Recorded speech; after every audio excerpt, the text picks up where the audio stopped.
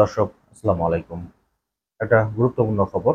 কয়েকদিন ধরেই একটা কথা বেশ কানাঘুষা শোনা যাচ্ছিল যে বিএনপির লোকজন কি জামাতে ইসলামে যোগদান করছেন। তো এই ব্যাপারটা নিয়ে ব্যাপক আলোচনা সমালোচনা হচ্ছে।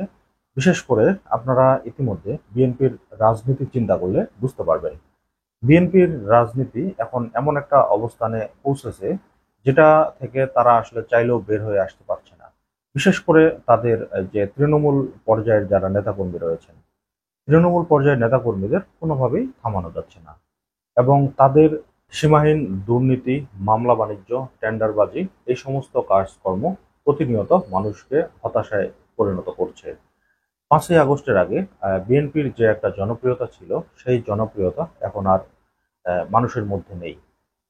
এমন একটা অবস্থান তৈরি হয়েছে, কিছু কিছু মানুষ বলছে যে বিএনপি এখন এমন একটা দলে পরিণত হয়েছে যে তারা ক্ষমতায় যাওয়ার আগে মানুষ তাদের পতন চাচ্ছে। প্রথম আলো যে রিপোর্টটা করেছিল আওয়ামী লীগ পতনের পরে বিএনপির অবস্থান এবং তাদের কিছু কিছু নেতাকর্মী যে জামাতে যোগদান করছে, এই ব্যাপারটা কিন্তু স্পষ্ট যে বিএনপির কিছু নেতাকর্মী জামাতে ইসলামে যোগদান করছে।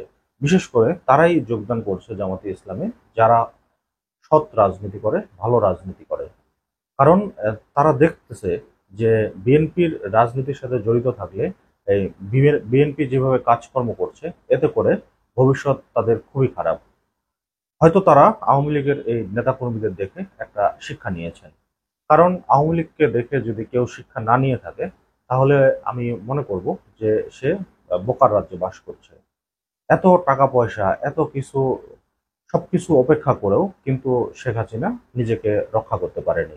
পাশাপাশি তাদের যে নেতাকর্মীগুলো রয়েছে তারাও কিন্তু নিজেদেরকে রক্ষা করতে পারছেন না।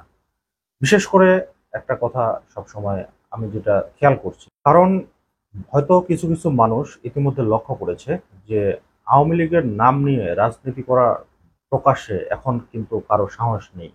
এবং যারা মিছিল মিটিং করছে তারা কিন্তু দেখবেন যে কিভাবে হেলমেট, মাস্ক, মুখোশ পরে তারপরে কিন্তু মাঠে নামছে এবং মুহূর্তের মধ্যে তারা গায়েব হয়ে যাচ্ছে।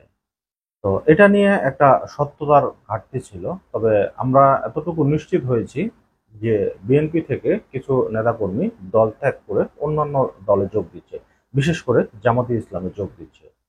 তো যারা বলছিল যে এটা সত্যি না, এটা গুজব, তাদের জন্য একটু সমবেদনা। কারণ সত্যি সত্যি বিএনপি থেকে কিছু লোকজন এখন জামাতে ইসলামে যোগ দিয়েছে। আপনারা হয়তো খেয়াল করবেন যে বিএনপি এখন পর্যন্ত 2000-এর অধিক নেতাকর্মী বহিষ্কার করা হয়েছে। মানে ইতিহাসে, বাংলাদেশের রাজনীতির ইতিহাসে এত তাড়াতাড়ি এত সংখ্যক নেতা কোনো দল বহিষ্কার করেছে কিনা এটা নিয়ে ব্যাপক প্রশ্ন রয়েছে। অনেকেই বলছেন যে এত নেতাকর্মী কোনো দলই এর আগে বহিষ্কার করেনি। বিএনপির নেতাকর্মীদের উদ্দেশ্যে আমার ছোট একটি বার্তা থাকবে, যেটা হচ্ছে তা আপনারা হয়তো সামনে ক্ষমতায় যাবেন, আপনারা ক্ষমতায় যাওয়ার একবারে শেষ মুহূর্তে দাঁড়িয়ে রয়েছেন।